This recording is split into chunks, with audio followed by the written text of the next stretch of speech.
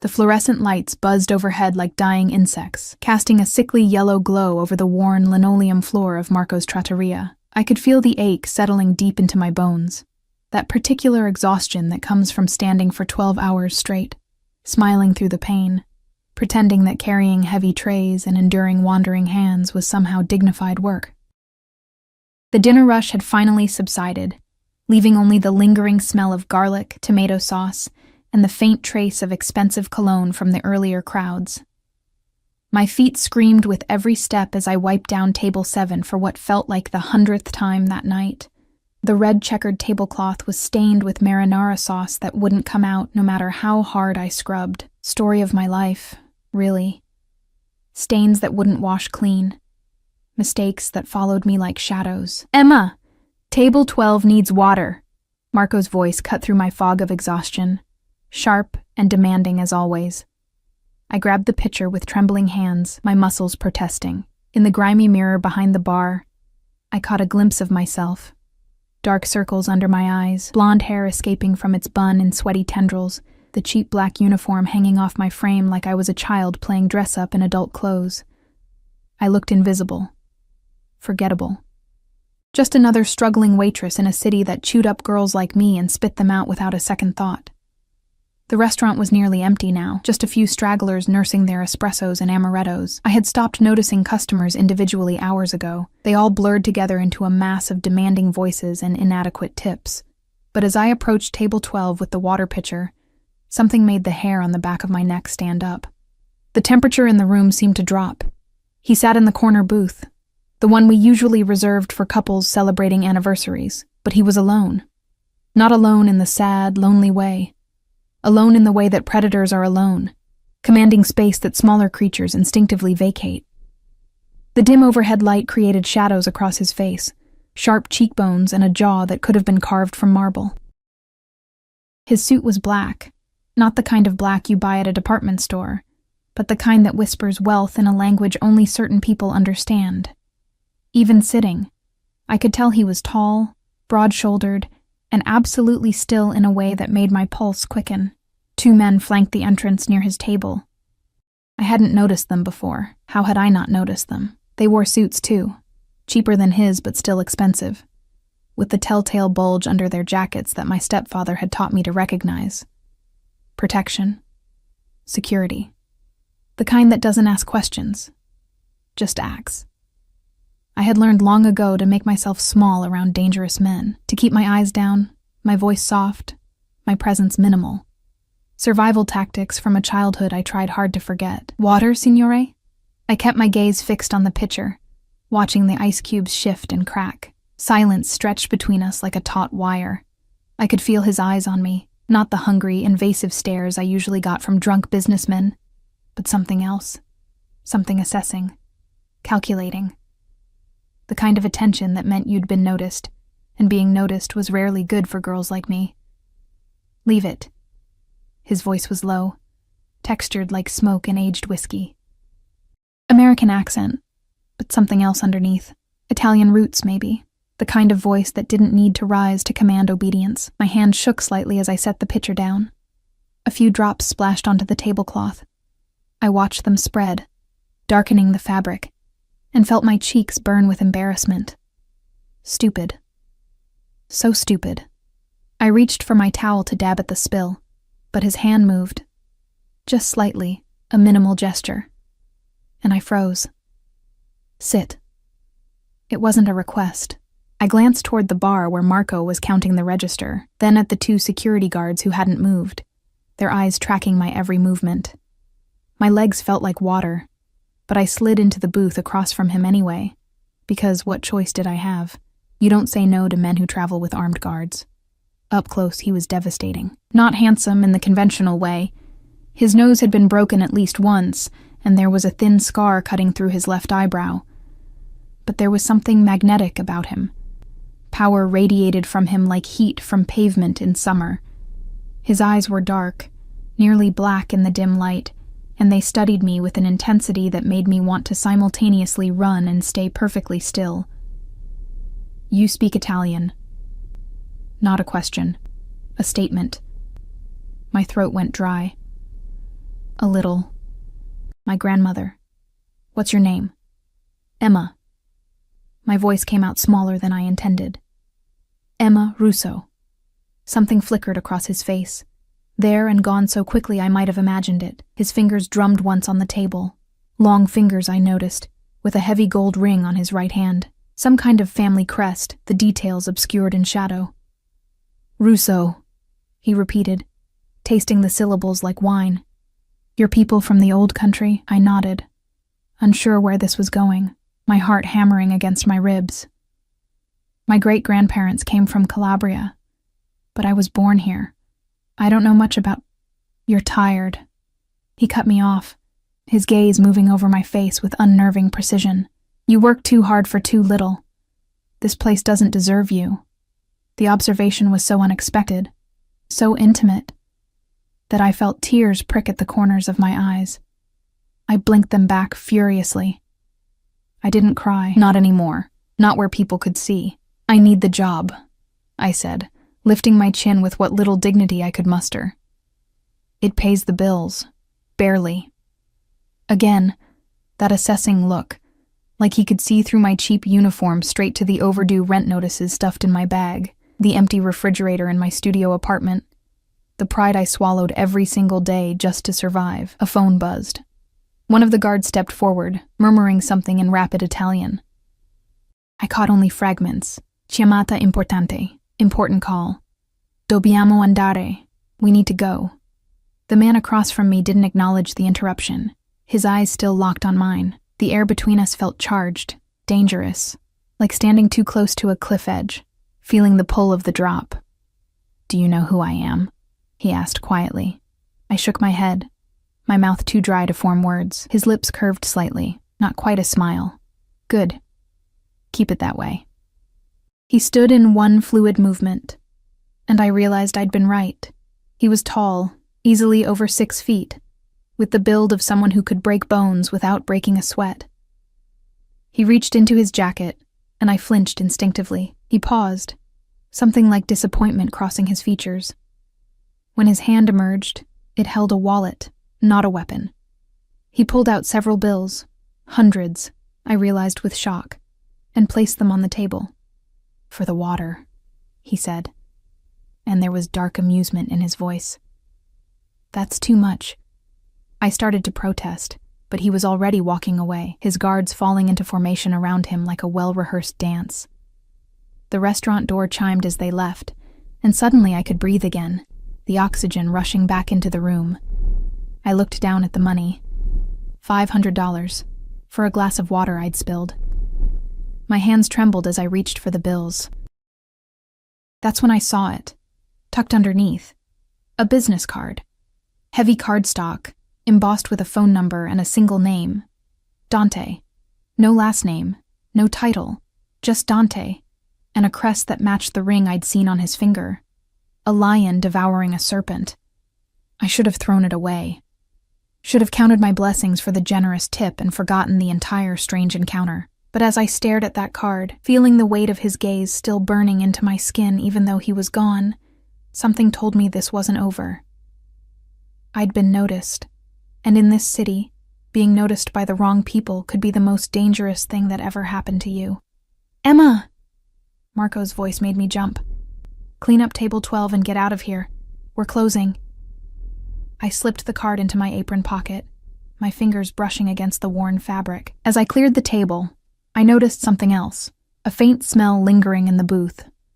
Cedar and bergamot, expensive and masculine, the kind of scent that would cling to clothes, to memory, refusing to wash away. Outside, the November wind cut through my thin jacket as I waited for the bus. The streets were slick with rain, reflecting the neon signs and streetlights in wavering pools of color. At this hour, the city felt different. Sharper edges, darker corners, the kind of place where bad decisions were made and regrets were born. I pulled out the business card again, studying it under the harsh light of the bus stop. The lion and serpent seemed to writhe in the shadows, alive and hungry. What kind of man carried cards like this? What kind of business required armed guards and single-name introductions? The kind you don't ask questions about, a voice whispered in my head, the kind that gets girls like you killed. But $500. That was rent. That was groceries for a month. That was breathing room I hadn't had in 2 years, since my mother died and left me with nothing but debt and a name I'd spent my whole life trying to live down. My phone buzzed with a text from my roommate, Sarah. Landlord came by again. Says we have 48 hours or we're out. I stared at those words, feeling the familiar panic rise in my chest like bile. 48 hours. I had one paycheck coming, maybe $200 after taxes. Not enough. Never enough. The bus pulled up, its brakes squealing in protest. I climbed aboard, scanning my Metro card with hands that wouldn't stop shaking. As I collapsed into a seat by the window, I pulled out the card one more time. Just a phone number. Just a name. But the weight of it in my palm felt like a promise, and a threat rolled into one. I should throw it away. Instead, I tucked it into my wallet, between my expired credit card and my mother's funeral program, just in case. Just until I figured out what to do about the rent, about the bills, about the life that kept trying to bury me no matter how hard I fought to stay above ground. The bus lurched forward, and I pressed my forehead against the cold window, watching the city blur past. Somewhere out there, in a world I'd never touch, Dante was probably already forgetting about the exhausted waitress with the Italian last name. I was nobody to him. Nothing. But as I closed my eyes, I could still feel the weight of his gaze. Still smell cedar and bergamot. Still hear the command in his voice when he told me to sit. And some deep, primal part of me, the part that remembered how to survive, how to recognize predators, knew with absolute certainty that this wasn't over. Whatever had started tonight in that dimly lit corner booth, it had only just begun, and I had no idea how to stop it. The next morning arrived too soon, dragging me from restless dreams filled with dark eyes and the scent of cedar. My alarm screamed at 6 a.m., and I slapped it silent with more force than necessary. The studio apartment was freezing. The radiator had been broken for weeks, and our landlord had stopped returning calls, so I wrapped myself in the threadbare blanket and stared at the water-stained ceiling, trying to remember why getting out of bed was worth the effort. 48 hours. The eviction notice might as well have been tattooed on my eyelids. Sarah was already gone when I finally dragged myself to the bathroom we shared. She worked the early shift at a coffee shop downtown, slinging lattes for business executives who probably spent more on their morning caffeine than we made in a week. Her toothbrush sat in the cup next to mine, and I felt a pang of guilt. She'd taken me in when I had nowhere else to go, after my mother's creditors had taken everything. I couldn't let her get evicted because of me. The shower ran cold, of course it did, and I scrubbed myself with cheap soap under the icy spray, trying to wash away the memory of last night. But Dante's face kept surfacing in my mind, like something drowned that refused to stay down. The way he'd looked at me, like he could see past the exhaustion and desperation to something underneath. Something I didn't even know existed. Do you know who I am? I should have asked Marco after he left. Should have done what any sensible person would do and found out exactly what kind of danger I'd stumbled into. But I hadn't, because some cowardly part of me didn't want to know. Didn't want confirmation of what my instincts already screamed. I got dressed in jeans and my last clean sweater. Dark blue, slightly too big, with a hole in the left sleeve I'd tried to mend with black thread that didn't quite match. The business card sat on my dresser where I'd left it, stark white against the scarred wood. I'd taken it out of my wallet last night, telling myself I was going to throw it away. Instead, I picked it up and slipped it into my back pocket. The November air bit through my jacket as I walked to the bus stop, my breath forming white clouds that dissipated into the gray morning. The city looked different in daylight, less threatening, more tired. Just like me. Just like everyone hustling to minimum wage jobs that would never be enough. Chasing dreams that had died somewhere between childhood and the crushing weight of reality. I wasn't scheduled to work at Marco's until evening, which meant I had the day to figure out a miracle. I'd already called every temp agency, picked up every extra shift I could. My bank account had $17.63. The universe had a sick sense of humor. The library was warm at least, and free. I claimed a computer in the back corner and pulled up job listings, scrolling through the same positions I'd applied to dozens of times before. Administrative assistant, bachelor's degree required. Retail manager, 5 years experience preferred. Data entry, filled. Everything was filled or out of reach, designed for people who'd had opportunities I'd never been offered. My fingers hovered over the keyboard. Before I could stop myself, I typed, Dante Italian Mafia boss. The screen flooded with results. My heart hammered as I clicked through them, finding nothing concrete, just rumors and speculation. The city had its share of organized crime, everyone knew that, but the real players kept their names out of the papers. I tried different searches, each one leading to dead ends or conspiracy theory forums that made my skin crawl. I was about to give up when I found a photograph buried in a 2-year-old Society page article. A charity gala, the kind where the wealthy paraded their generosity while wearing dresses that cost more than my yearly salary. In the background, slightly out of focus but unmistakable, stood Dante. The caption identified him only as Dante Salvatore, philanthropist and businessman. Businessman. Right. Because businessmen needed armed guards and traveled with an aura of barely contained violence. I clicked on his name, but there was nothing else. No social media profiles, no interviews, no paper trail except that single photograph where he looked like he'd rather be anywhere else. A ghost who existed in the margins of society, powerful enough to erase himself from public record. Salvatore. The name rolled through my mind like thunder. I'd heard it before, whispered in certain circles, spoken with a mixture of respect and terror. The kind of name you didn't say too loudly if you valued your safety. Emma? I jumped, slamming the laptop closed with enough force to make the librarian glare at me from her desk. My heart was in my throat as I turned to find Marcus standing behind me, his weathered face creased with concern.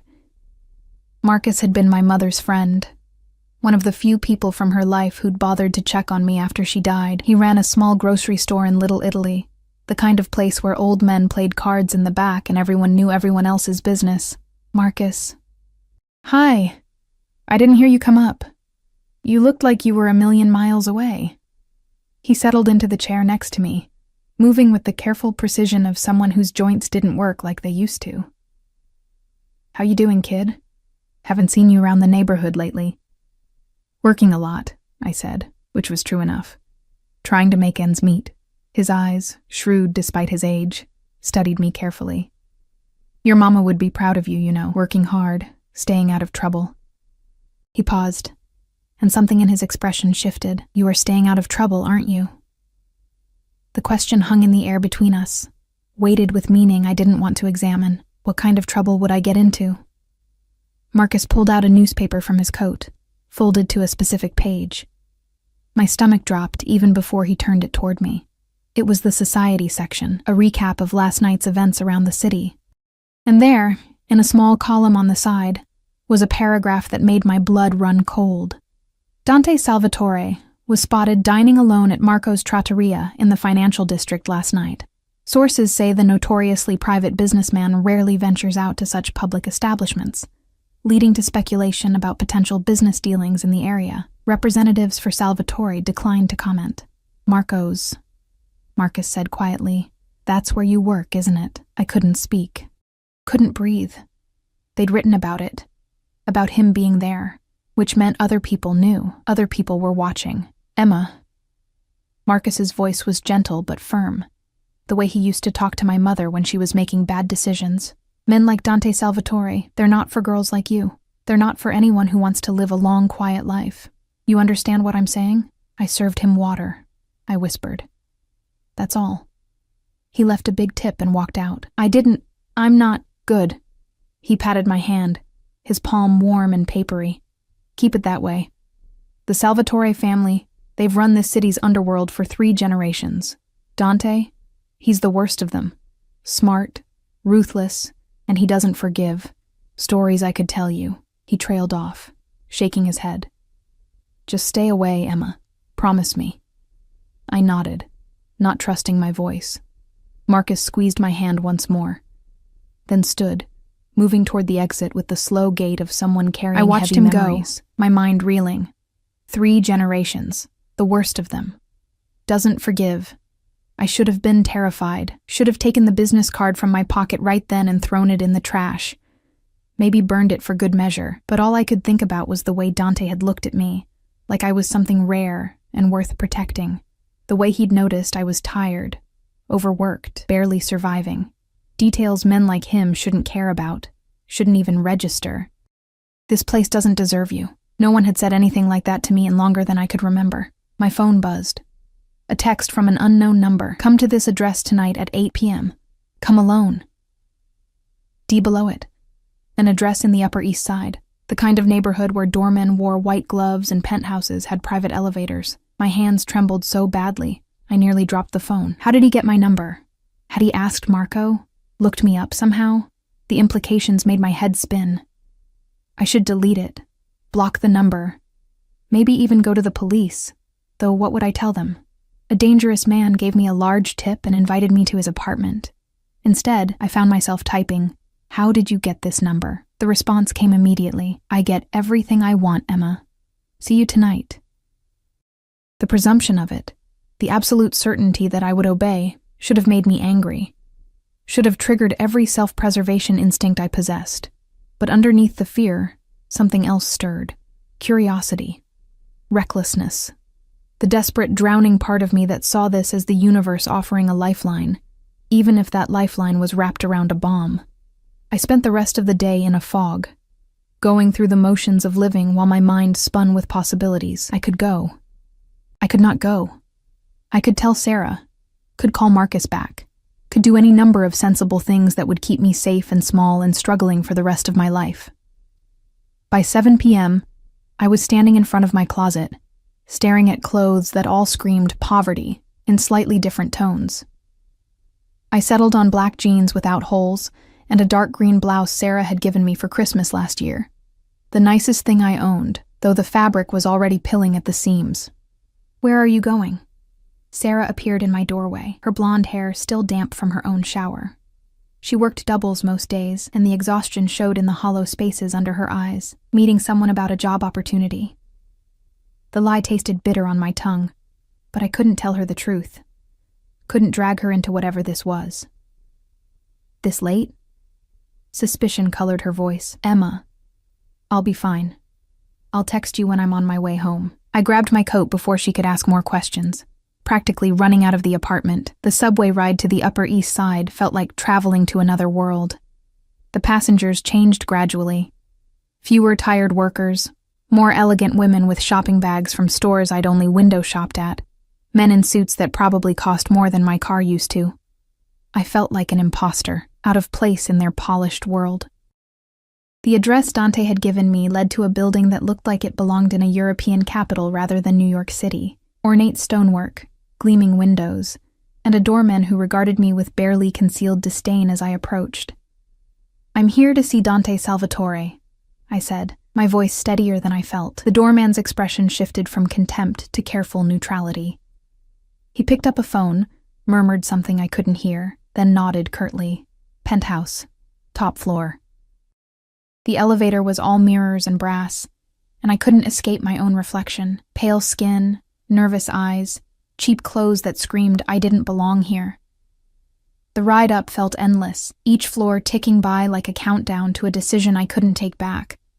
When the doors opened, they didn't lead to a hallway. They opened directly into an apartment that stole the breath from my lungs.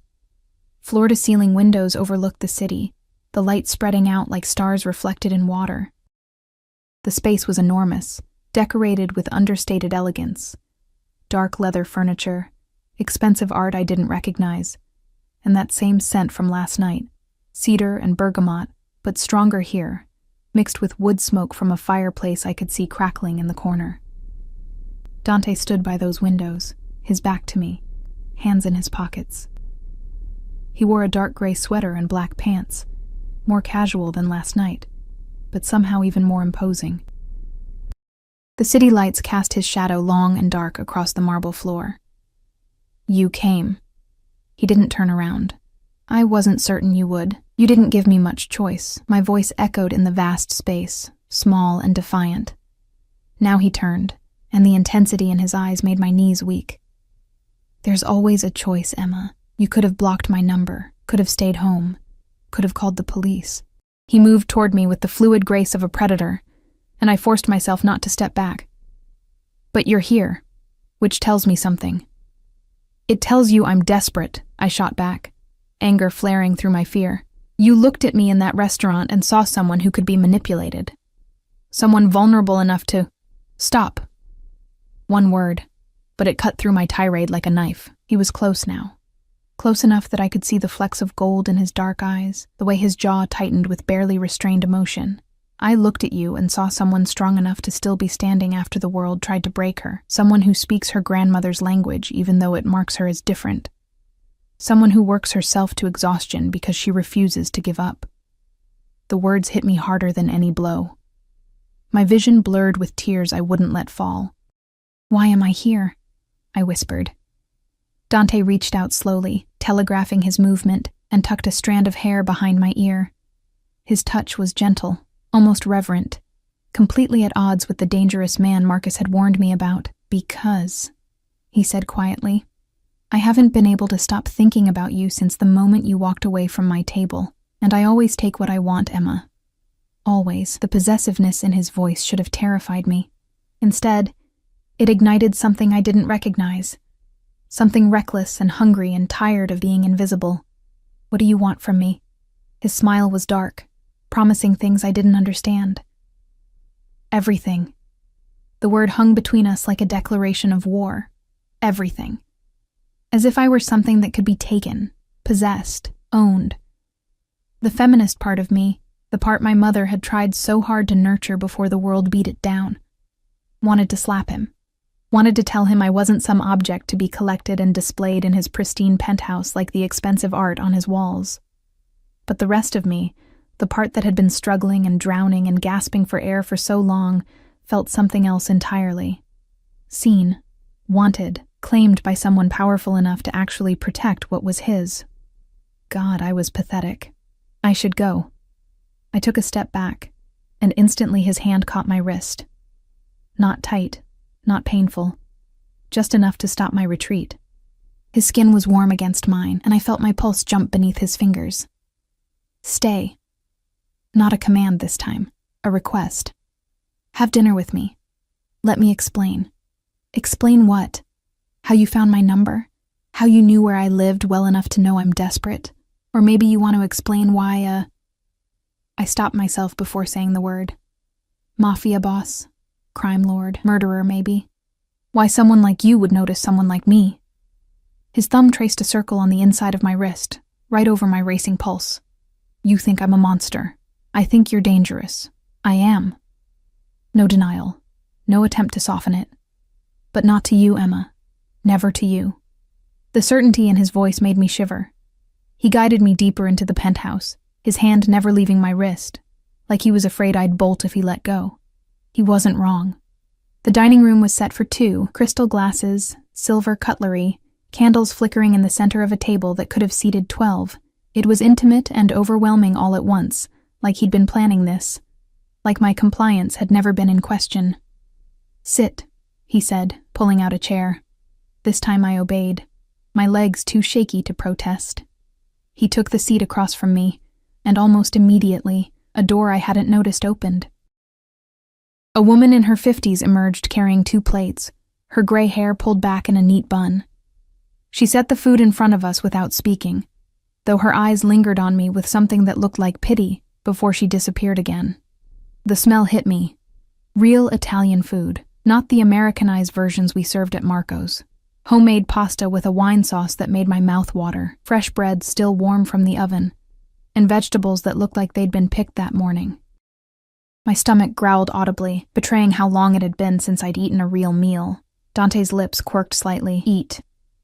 "Why are you doing this?"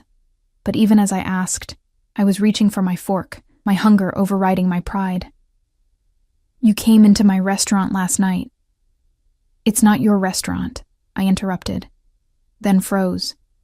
His expression hadn't changed, but something in the air shifted, became heavier, more dangerous. "Isn't it?" He leaned back in his chair, studying me with those dark, unreadable eyes. "Marco's Trattoria. You think Marco owns it? Marco hasn't owned anything in 15 years. Not since he borrowed money from my father and couldn't pay it back. The restaurant is mine. The building is mine. Every plate, every tablecloth, every miserable tip you collect. All of it filters back to me eventually. The pasta turned to ash in my mouth. You're lying. I never lie, tesoro. The Italian endearment sounded like a caress and a threat. Your boss pays me protection money every month. Most of Little Italy does. It's how this city works. How my family has kept order for generations. Order. He said it like he was providing a service, not running a criminal empire. I set down my fork, my appetite gone despite my hunger. So what? You saw me serving tables in a restaurant you technically own, and decided I'd make a nice addition to your collection. Fire flashed in his eyes, anger, but also something else. Something that looked almost like hurt. You think so little of yourself that you can only imagine someone wanting you as a trophy? What else would I be to you? My voice cracked despite my best efforts. I have nothing. I am nothing. I wear clothes from thrift stores and eat ramen for dinner most nights, and I can't even afford to keep a roof over my head. You could have anyone. Models, actresses, socialites who actually belong in places like this. So either you're insane, or you're playing some game I don't understand. And either way, I can't afford to be here. The silence that followed was deafening. Dante stood slowly, his chair scraping against the marble floor, and walked around the table. I tensed, waiting for anger, for violence, for confirmation that Marcus had been right to warn me away. Instead, he crouched beside my chair, bringing himself to my eye level, this close. I could see the exhaustion in his face, the weight he carried that had nothing to do with his expensive clothes or powerful position. He looked almost human. My father, he said quietly, built this empire on blood and fear. When he died 3 years ago, everyone expected me to be just like him, ruthless, cold, untouchable. His hand came up to cup my face, and I should have pulled away but couldn't. I am all of those things, Emma. I've done things that would make you hate me if you knew. I've hurt people, destroyed lives, made decisions that haunt me in the dark hours of the night. But then you walked up to my table, exhausted and invisible and so fucking beautiful it made my chest hurt, and you spoke to me in my grandmother's language. Do you know what you said? I shook my head, unable to form words. You asked if I wanted water. Acqua, signore? Just 2 words, but your accent, it wasn't textbook Italian. It was Calabrese, the dialect my grandmother spoke when she thought no one important was listening. The words she used to soothe me when I was a child, before this life swallowed me whole. His thumb traced my cheekbone, and I realized I was crying. You reminded me I used to be human. That somewhere under all this blood and darkness, there's still a man who remembers what it's like to be real. Dante. His name on my lips felt dangerous, intimate. I had you investigated, he continued, his voice roughening. I know about your mother, the cancer that took her, the debt she left behind, your stepfather who knocked you around until you ran away at 16. I know you've been surviving on your own for 6 years, working jobs that destroy you piece by piece, and somehow you still smile at customers who treat you like garbage. I know you send money to a women's shelter every month even though you can barely feed yourself, because you remember what it's like to need someone to care. I know everything, Emma, and it makes me want you more, not less. The thoroughness of his invasion into my privacy should have terrified me, should have sent me running. But all I felt was a strange, twisted relief. He'd seen the worst of me, the broken pieces I tried so hard to hide, and he was still here, looking at me like I was something precious. I can't be what you want, I whispered. I don't know how to be in your world. Then I'll teach you.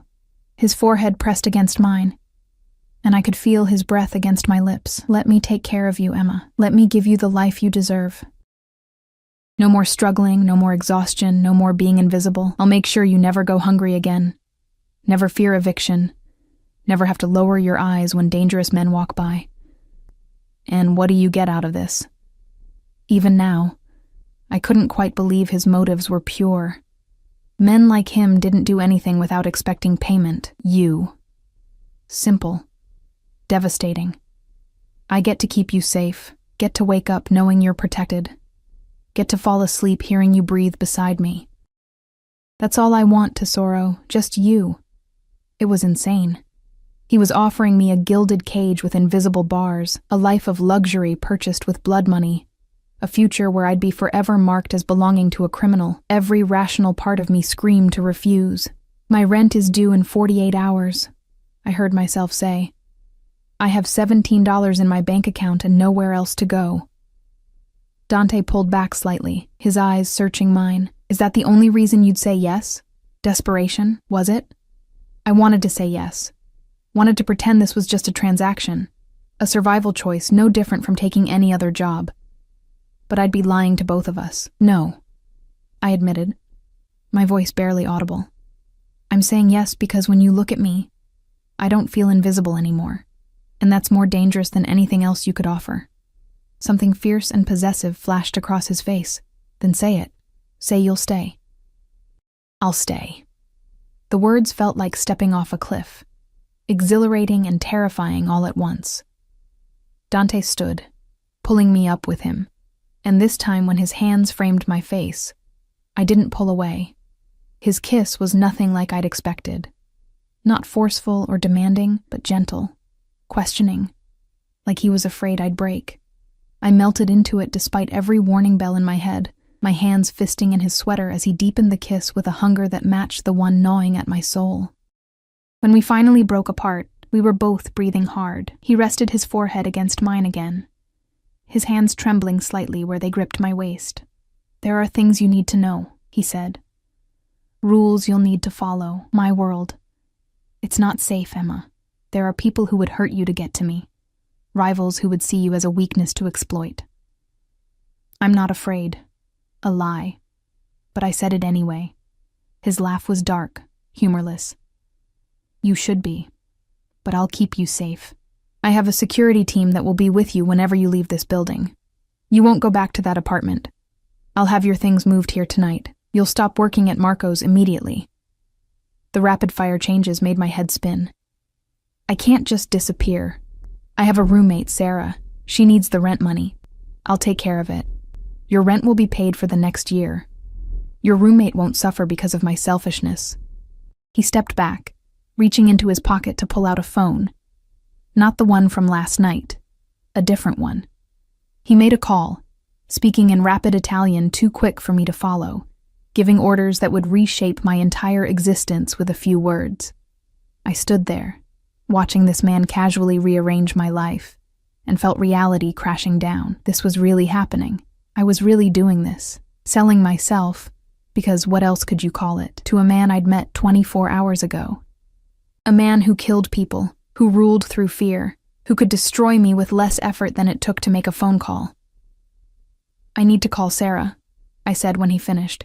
She deserves to hear this from me. Dante handed me his phone without hesitation. No password protection, I noticed. Either he trusted me, or he didn't care if I saw what was on it. I dialed Sarah's number with shaking fingers. She answered on the second ring. Hello? Sarah, it's me. I'm using someone else's phone. Emma? Where are you? You said you'd text and it's been 3 hours. I know. I'm sorry. Listen, I need to tell you something. I took a deep breath, aware of Dante watching me with those intense dark eyes. I'm not coming home tonight, or tomorrow. I've taken a position, a live-in position. The rent for our apartment will be paid. What position? Emma, what the hell is going on? How did I explain this? How did I tell my best friend that I'd essentially sold myself to a mobster because I was tired of drowning? I can't explain right now, but I'm safe. I promise I'm safe. The money will be in the account by tomorrow morning. Take care of yourself, okay? Emma, don't hang up. I ended the call before she could ask more questions, before I lost my nerve entirely. Dante took the phone back, his expression unreadable. She'll hate me, I said quietly. Probably. He didn't offer false comfort. Most people will. That's the price of being mine, Tesoro. You'll be isolated from your old life, protected but imprisoned. Are you sure this is what you want? No. Yes. I didn't know anymore. But I was here and I'd made my choice. And turning back now felt impossible. Show me where I'll be staying, I said instead of answering. Dante's smile was equal parts satisfaction and darkness. He took my hand, lacing our fingers together in a gesture that felt more intimate than the kiss, and led me deeper into the penthouse. We passed rooms I barely registered, a library, a study, what looked like a gym, until we reached a pair of double doors at the end of a long hallway. "This," he said, pushing them open, "is our room. Our room. Not a guest room. Not a separate space where I could maintain some illusion of independence.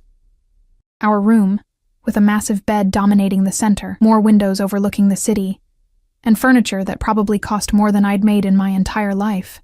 I won't touch you," Dante said, reading my panic. "Not until you ask me to. You have my word.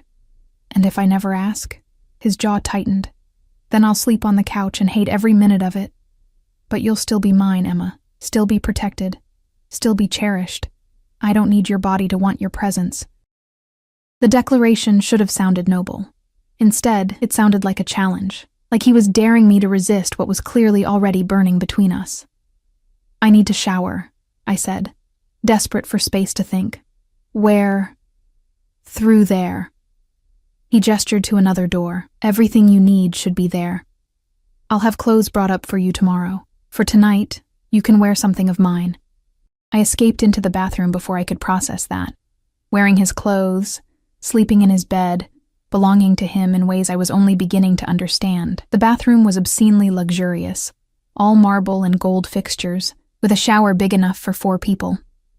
I stripped off my thrift store clothes and stepped under water so hot it almost burned, trying to wash away the feeling that I'd just made a deal with the devil. But even as the water pounded against my skin, even as I used soap that probably cost more than my weekly grocery budget, I couldn't shake the truth that terrified me most. I didn't want to leave. Despite the danger, despite the impossibility of it all, some broken part of me had found exactly what it had been searching for in Dante's dark eyes. And that realization was more dangerous than any criminal empire could ever be.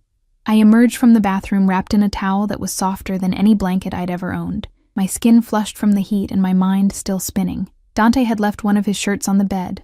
Black silk, expensive, smelling of cedar and bergamot. I slipped it on, the fabric falling to mid-thigh, and caught my reflection in the floor-length mirror. I looked different. Still me, but softer somehow. The dark circles under my eyes seemed less pronounced in the flattering lighting, and the shirt made me look like I belonged here, like I was the kind of woman who wore designer clothes and slept in penthouses. It was an illusion, but a seductive one. When I stepped back into the bedroom, Dante was standing by the windows again, his phone pressed to his ear. He was speaking Italian, his voice low and sharp with authority. I caught fragments, something about shipments and territory disputes and names I didn't recognize, business. The kind that left bodies in alleyways and blood on expensive suits. He ended the call when he noticed me, his eyes darkening as they traced over his shirt on my body. The possessiveness in that look made heat pool low in my belly despite my exhaustion. "Come here," he said, and I found myself obeying, drawn to him like metal to a magnet.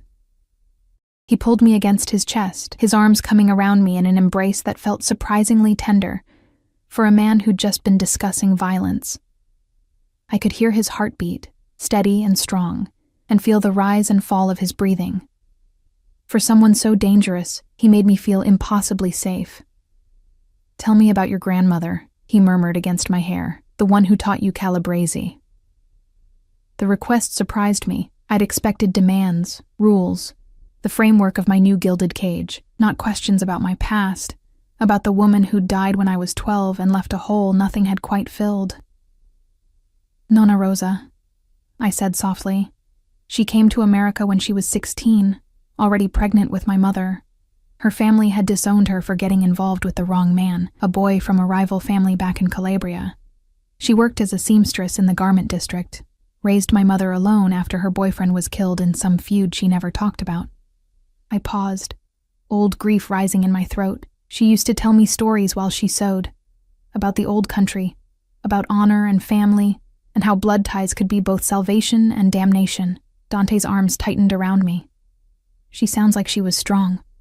She was everything." A tear slipped down my cheek before I could stop it. "When she died, part of me died too. My mother tried to fill that space, but she was already sick by then. already losing her battle with cancer. And then she was gone too, and I was alone with a stepfather who blamed me for draining what little money we had on hospital bills. He hit you. Not a question. A statement laced with barely contained fury.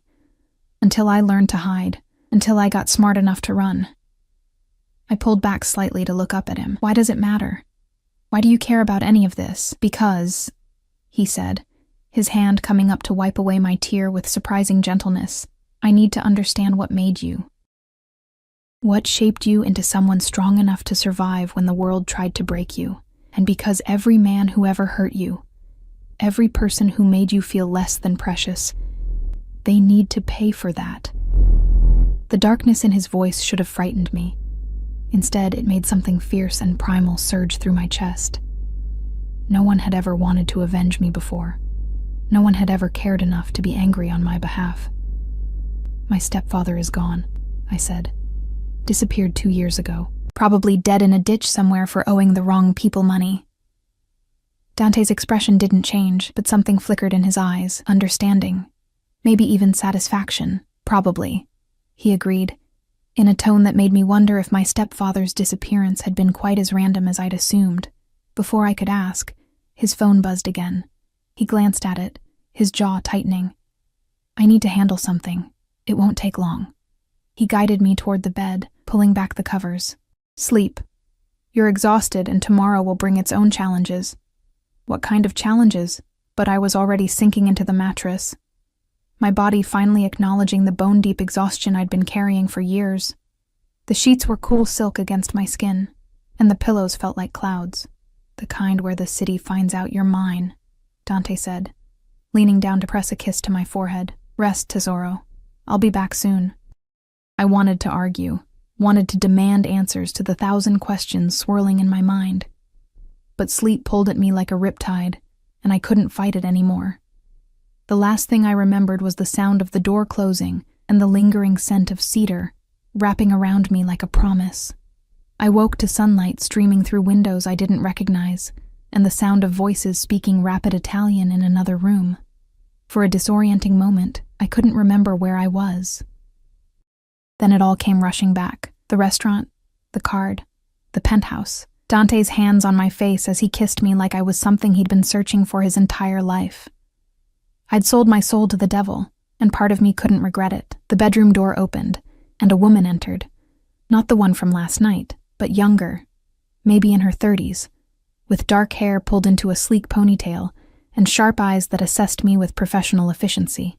"Buongiorno, signorina Russo," she said, her accent thick and genuine. "I am Lucia. Mr. Salvatore has asked me to help you this morning. There are clothes in the closet for you to choose from, and breakfast will be ready when you are." I sat up, clutching the silk sheet to my chest even though I was wearing Dante's shirt. "Where is he?"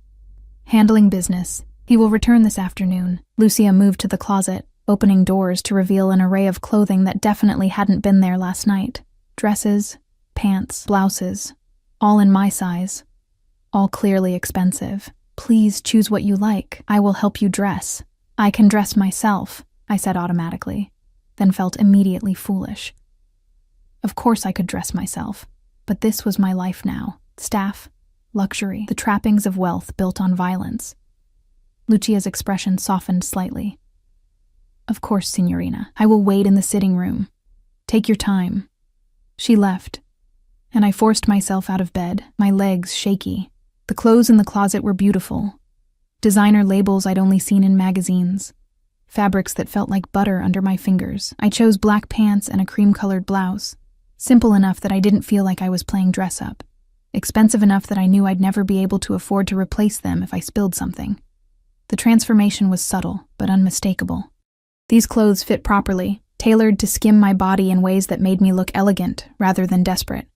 I stared at myself in the mirror and barely recognized the woman looking back. Breakfast was laid out in the dining room. Fresh fruit, pastries, coffee that smelled like heaven. Lucia hovered nearby, professional but watchful, and I realized with a start that she wasn't just staff. She was a guard. Another layer of the protection Dante had promised. "How long have you worked for him?" I asked. needing to fill the silence with something other than my own spiraling thoughts.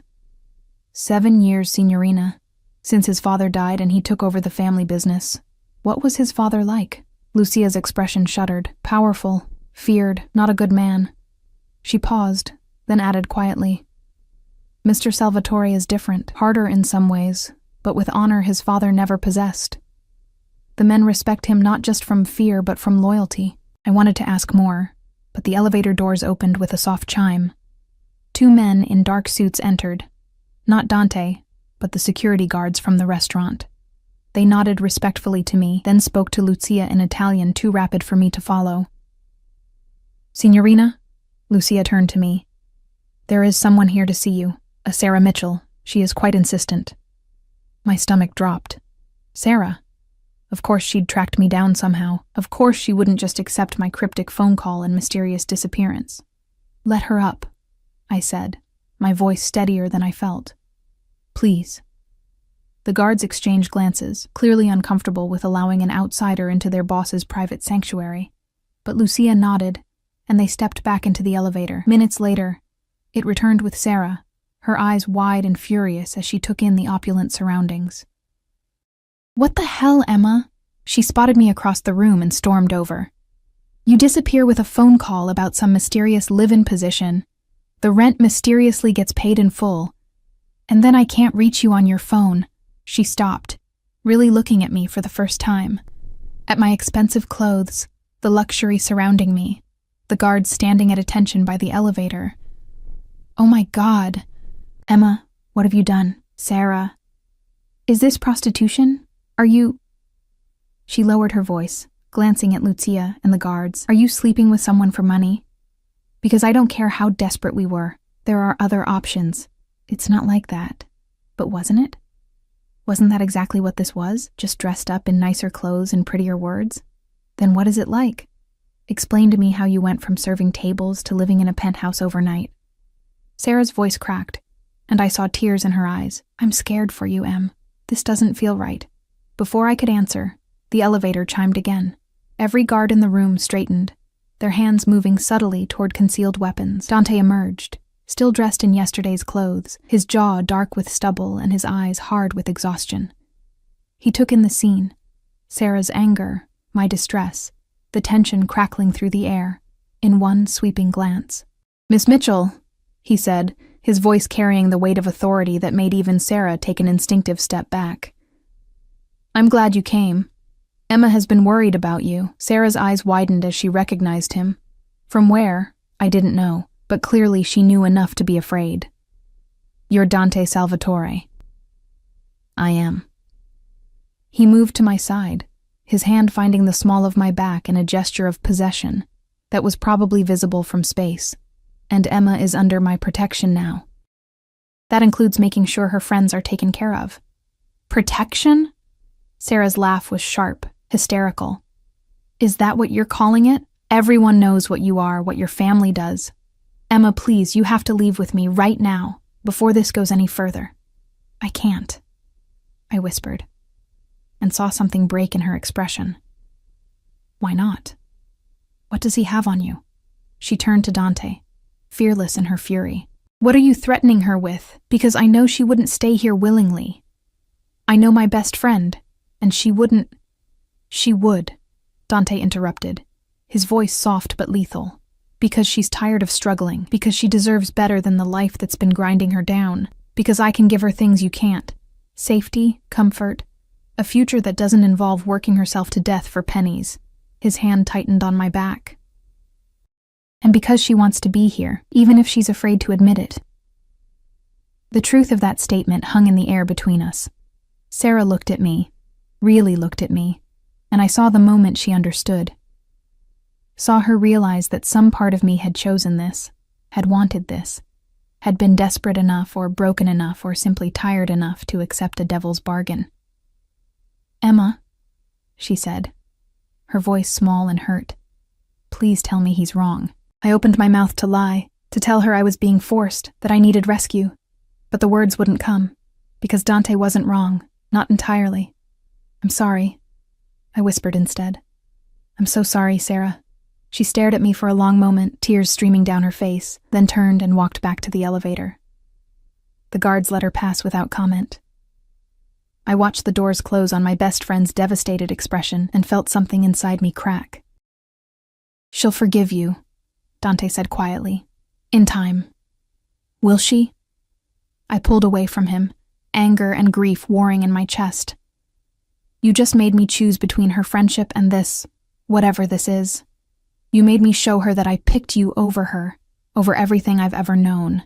How is she supposed to forgive that?"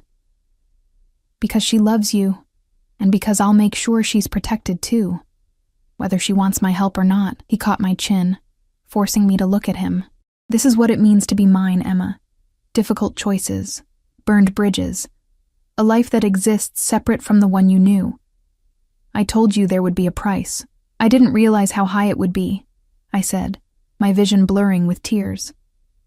"Neither did I," he admitted, his thumb brushing across my cheekbone. "But I'm not letting you go. Not now. Not ever. So we'll both have to learn to live with what that costs." The possessiveness, the absolute certainty in his voice, should have made me angry, should have made me fight. Instead, I found myself leaning into his touch, seeking comfort from the same man who'd just orchestrated my isolation. Maybe I was as broken as he was. Maybe that's why this worked. The days that followed blurred together in a strange, dreamlike haze.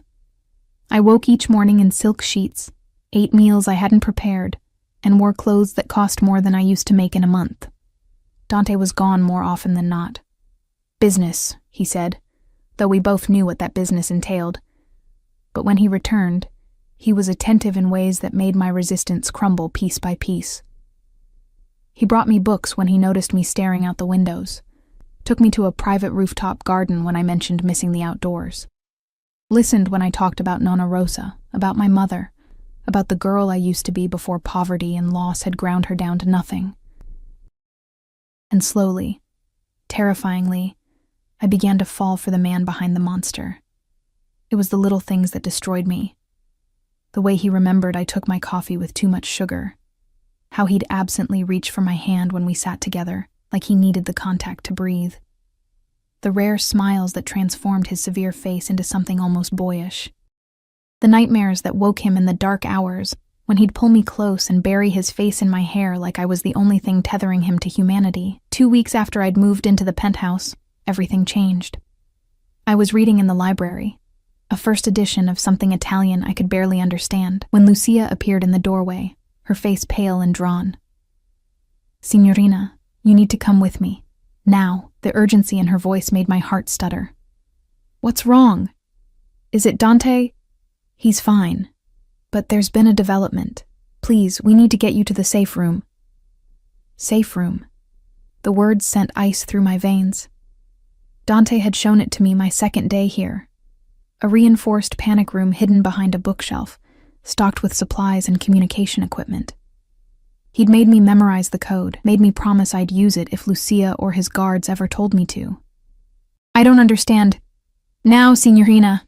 Lucia grabbed my arm, pulling me toward the bookshelf. Behind us, I heard shouting, the sound of the elevator arriving, footsteps that were too heavy, too numerous to be Dante's usual guards. My hands shook as I punched in the code. The bookshelf swung open, revealing a small room lined with monitors showing security feeds throughout the penthouse. Lucia shoved me inside, then turned back toward the main room. "Wait!" I caught her arm. "What's happening? Where's Dante?" "On his way."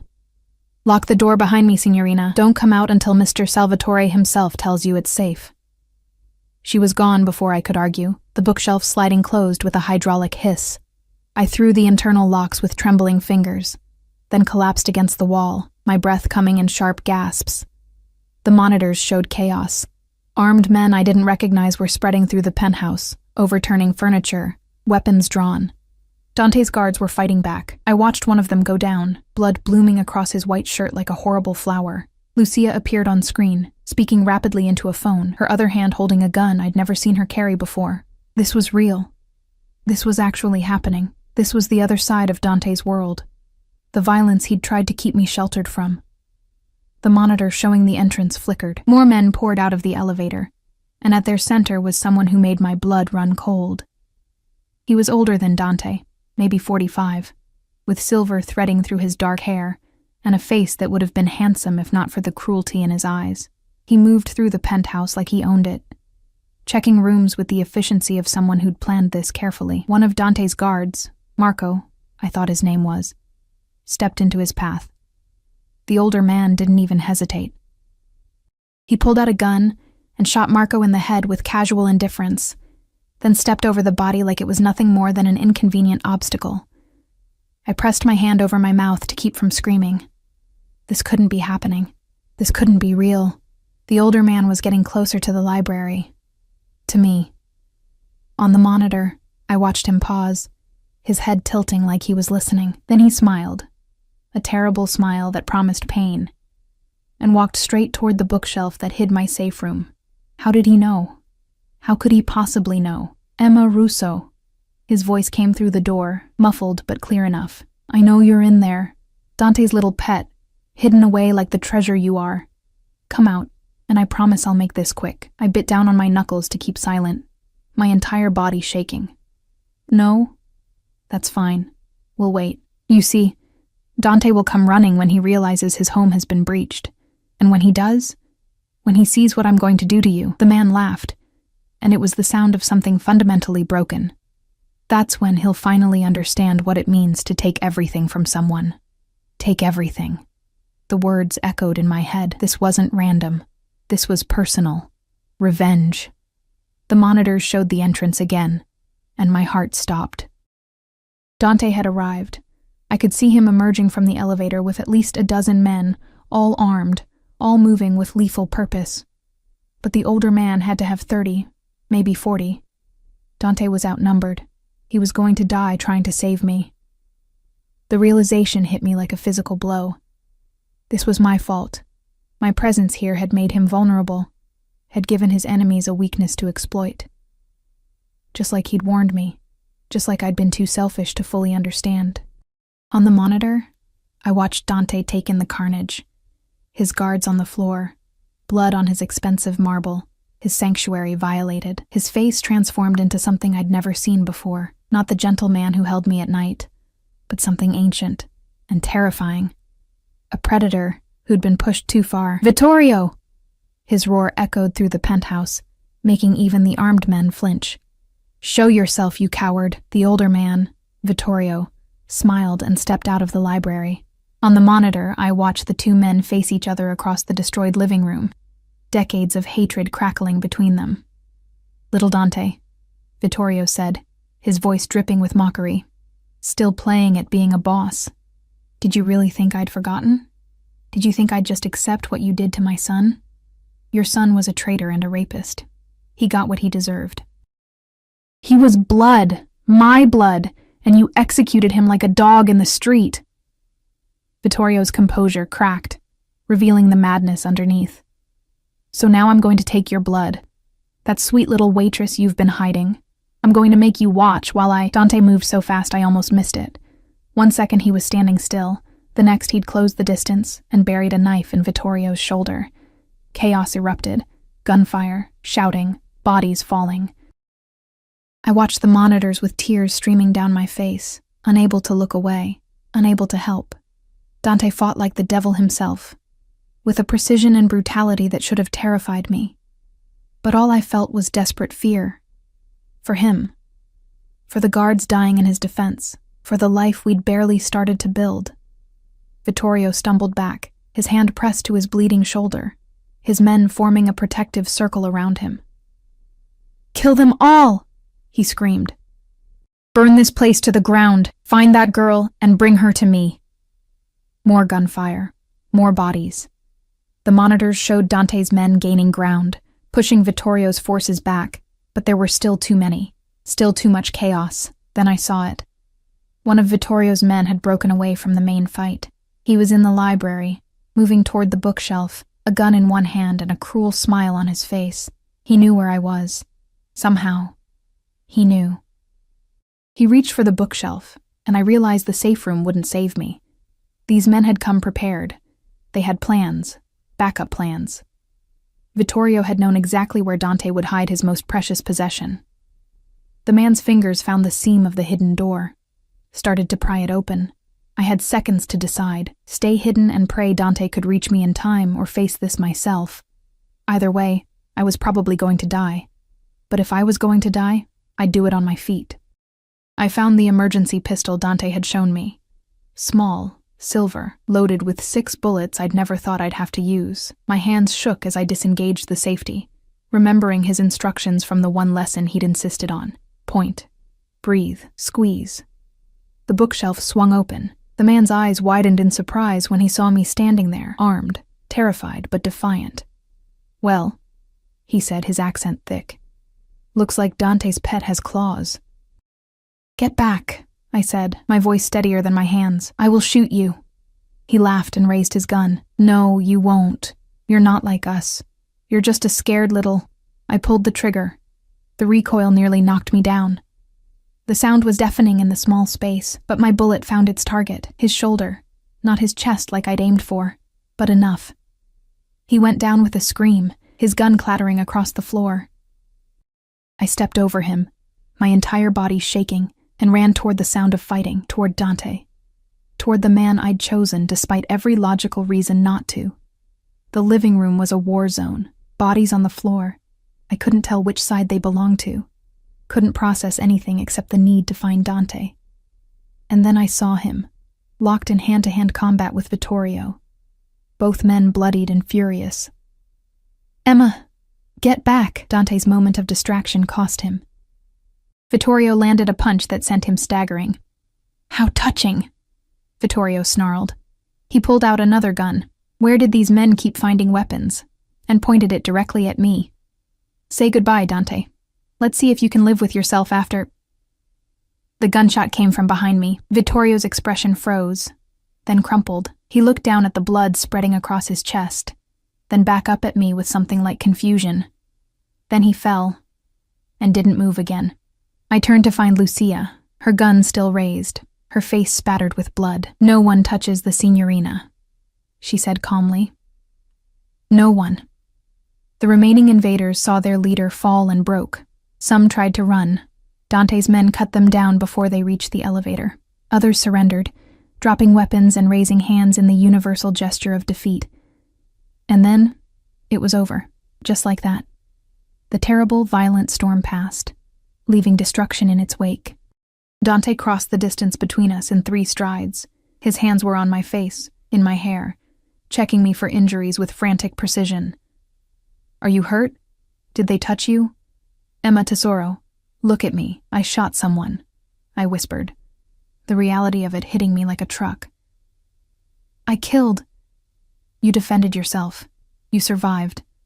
That's all that matters." He pulled me against his chest, and I felt him shaking just as badly as I was. "You could have died.